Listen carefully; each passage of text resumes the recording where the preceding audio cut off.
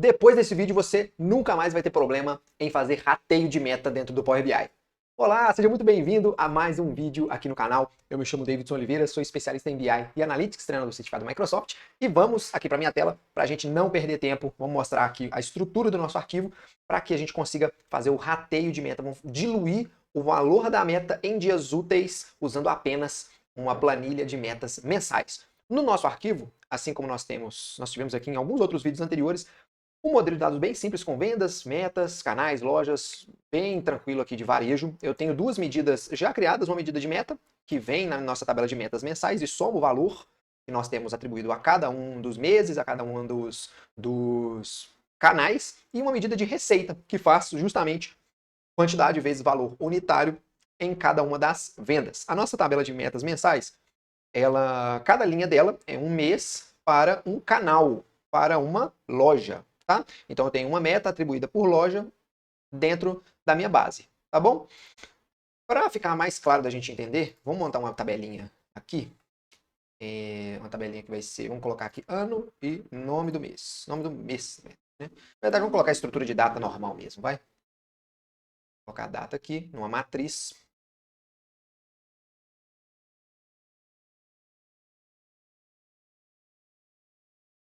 Vamos colocar uma matriz com data e receita. Vou aumentar aqui um pouquinho os valores. Não vou aplicar nenhum filtro por enquanto, para a gente poder ver os valores bem aqui tranquilo para a gente. Eu tenho receita de 2021, 2022, e eu também tenho meta de 2021, 2022. Beleza? Não tem aqui nada de novo debaixo do sol.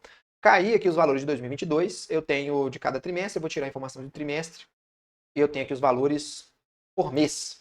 Beleza. Só que dentro da informação do mês, os valores de receita eu tenho para cada um dos dias, mas o valor de meta eu não tenho para cada um dos dias. Então esse é um problema que nós queremos tratar. Qual que vai ser a nossa dinâmica? Eu quero, primeiro ponto que a gente tem que ressaltar é o seguinte: qual é a regra de negócio que eu quero seguir? Não é simplesmente sair criando medida à torta e à direita. Primeiro a gente vislumbra a expectativa do nosso cálculo, qual o resultado que eu quero ter aqui no final. Deixa eu diminuir aqui um pouquinho a grade, só para poder dar espaço aqui para colocar outras informações, né? Vamos colocar aqui. Primeiro eu vou colocar em colunas para depois, para que a gente consiga entender o raciocínio nos contextos de filtro, para depois a gente inventar gráfico aqui, tá? Mas depois que o indicador estiver certo, aí você faz do jeito que você quiser, aí no arquivo que você tiver, na demanda que você tiver, tá? Então a ideia principal aqui do vídeo é diluir esse valor em dias úteis. Mas primeiro, como que eu faço para descobrir quais são os dias úteis? Eu tenho na minha dimensão de data uma coluna que me fala se o dia é útil ou não. E internamente no Power Query eu tenho uma função que detecta o feriado geral. É claro que eu poderia ter uma planilha de feriados, né? Isso tudo. Isso aqui eu já peguei online, fiz uma função, trouxe a cada um dos feriados, eu já tenho uma flag que me identifica se aquele dia é útil ou se aquele dia não é útil. Então, primeira coisa, vamos colocar aqui se o dia é útil ou não. Tá? Então, primeiro ponto, vou colocar aqui, eu te criei uma medida, quantidade dias DU, vamos colocar aqui, DU. Vai ser a soma da minha coluna dia útil. Beleza? A minha coluna dia útil retorna 0 ou 1. Dentro de um mês, janeiro tem 31 dias. Se cada dia útil eu tenho uma flagzinha apontando 1, se eu fizer a somatória dali, eu vou ter quantos dias úteis eu tenho naquele mês. Beleza? Então, opa, eu coloquei um cartão a mais aqui, vai ser dentro dessa coluna que eu vou colocar a quantidade de dias úteis. Show de bola. Eu tenho 250 dias úteis em 2022, 21 dias úteis em janeiro. E eu tenho a flagzinha apontando cada um dos dias. 11 do 1 é dia útil e assim por diante, tá? Beleza. Show. Como que eu faço agora para entrar em cada um dos contextos de avaliação que eu tenho dentro de janeiro de 2022? Por que eu estou frisando bem esse janeiro de 2022? Porque eu preciso pescar, eu preciso escolher um contexto de filtro para resolver e depois de resolvido, esse raciocínio vai se replicar para os demais contextos de filtro. Ok? É um princípio básico de contexto de avaliação que a gente tem aqui no Power BI. Então, escolhendo os contextos de filtro, o que a gente tem aqui? Janeiro, a minha meta mensal geral é 230 milhões. O que eu quero? Eu quero que a cada uma dessas, entre aspas, linhas, cada uma dessas linhas, ele faça a conta. 230 milhões, né? Eu quero pegar esses 230 milhões e quebrar de forma flat. Primeiro vamos fazer esse exercício, tá? Vou quebrar ele de forma flat. Quero dividir esses 230 milhões por 21 e eu vou quebrar eles aqui ao longo dos dias todos. Eu vou distribuir esses 230 milhões ao longo de todos os dias. Eu poderia fazer dia por dia, só que não faz sentido eu atribuir meta para final de semana, uma vez que no meu contexto de negócio isso não faz sentido. Então, o primeiro ponto, o primeiro passo, eu preciso replicar esse valor de 230 milhões na frente de cada um desses contextos de filtro. Então, por exemplo, na linha do dia 5, o que eu quero fazer? Qual conta que eu quero fazer? Eu quero fazer 230 milhões pela quantidade de dias úteis e atribuir esse valor para cá. Então tem que fazer transição de contexto nos dois casos. Então, primeiro, vamos calcular a meta removendo esses contextos para eu conseguir fazer a operação individualmente. Então vamos colocar aqui meta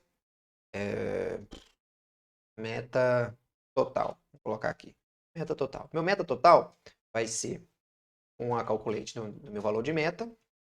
Eu quero remover o contexto de filtro do calendário e eu vou devolver esse contexto só quando eu tiver no mês. Vou remover.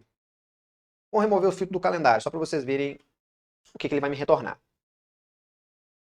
Se eu remover o filtro de data, ele vai ignorar qualquer contexto de filtro que eu tenho aqui de ano, de mês ou de dia e vai me retornar os 7 milhões, os 7 bi que eu tenho aqui, né? Somatório de todos.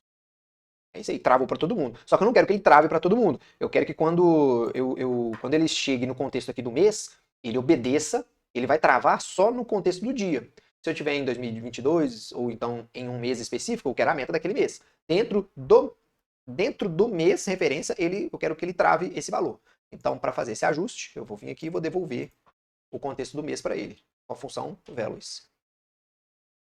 Eu estou usando o nome, o mesano, na verdade, né? Vamos colocar do mesano, tanto faz. Eu acho que é isso aí, ó. Beleza, ajustou. Então, dentro do mês, ele recupera. Dentro do mês, ele está me mostrando o 230 milhões. Fora do mês, ele me mostra o restante. É isso. Beleza. Agora, no dia 3, eu já consigo fazer uma conta da minha meta pela quantidade de dias úteis. Só que o dias úteis, ele está me retornando todos, né? Eu não quero que ele me retorne todos. Eu quero fazer a mesma conta que eu fiz aqui da metas também com o dia útil. Certo?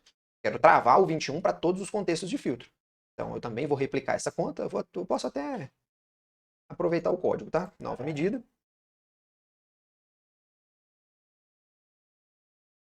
E eu vou chamar de quantidade DU total. Ao invés de eu fazer esse raciocínio lógico com meta, eu vou fazer com quantidade de dias úteis. Ao invés dele mostrar aqui 0, 0, 1, 1, ele vai me mostrar 21 em todos. Quando ele virar o mês, ele vai me mostrar o do próximo mês na sequência. Eu estou fazendo bem passo a passo aqui para você realmente entender a lógica da conta. O ano inteiro eu tenho 251 dias úteis. Em janeiro eu tenho 21. E em cada um desses contextos de filtro de dia, ele vai me mostrar a quantidade de dias úteis que eu tenho naquele mês que eu estou, naquele escopo de mês. Agora, o que eu posso fazer aqui? Eu posso fazer uma conta linha a linha, independente do dia que eu tenho. Eu tenho a meta desse mês inteiro, quantos dias eu tenho nesse mês. Se eu vier aqui para fevereiro, os valores vão ser diferentes, ó, 21, 19, 22, né? Em maio eu tenho 22 dias úteis e a meta é diferente, ó. Agora eu posso replicar esse valor linha a linha num cálculo final de meta. Então vamos vir aqui, vamos calcular o valor da meta, que vai ser o quê? Eu vou pegar a linha do meu meta total, vou multiplicar pela quantidade de dias úteis, normal, né? Então, no caso ali do dia 1º de maio, 1º de maio é feriado, dia do trabalhador, né? Ele vai zerar. E quando ele tentar dividir pela quantidade de dias úteis total, ele não vai atribuir nenhum valor. Então, ou seja, eu não quero a meta para esse valor. Eu quero só quando tiver um. Bacana? Então, vamos deixar aqui o meu valor de meta final. Meta rateio final. Vai ser uma divisão simples, na verdade. Eu vou dividir a conta, primeiro, da minha meta total, vezes a quantidade de dias úteis, normal, pela minha quantidade de dias úteis total. É isso que eu vou fazer. Essa divisão aqui vai me dar um valor próximo daquilo que eu tenho de receita, pelo que eu estou vendo aqui. Só que flat ainda, né? Vou trazer para cá. É um valor flat em cima dos dias úteis. Beleza? Então tá aqui, ó. O que eu tenho? 278 milhões. A meta desse dia 2 aqui é 12 milhões. Vai ter dia que eu bato, nenhum dia eu bati, na verdade, em maio, né? Tô longe da meta. Vou pegar um aqui que teve uma variação um pouco melhor. Aqui, ó, por exemplo, janeiro bateu a meta. Bateu a meta. Tem que ver aqui, só que em alguns dias não bateu. Não, na verdade, deixa eu ver aqui.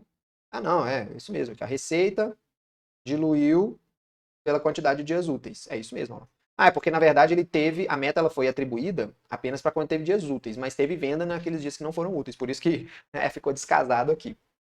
Bom, mas aqui a gente já viu como fazer esse rateio ao longo do tempo. Dentro de um gráfico de linha, isso daqui fica bem melhor na hora de perceber. Vamos colocar aqui, criar rapidamente, para a gente ver, né? Eu consigo fazer por data, real versus meta. Vamos botar o meta rateio final. Dentro de 2022. 2022, vamos pegar um mês aqui, dentro do... Vamos colocar aqui outro... Ó, esse último mês aqui, mês de novembro. Ó, eu tenho o valor da meta versus a meta que foi rateada. O valor da receita versus a meta que foi, né, teve esse rateio aí ao longo do tempo. O valor flat, quando é dia útil, ele deu essa queda, porque não teve meta atribuída a esses dias que não foram úteis, mas a gente tem isso certinho.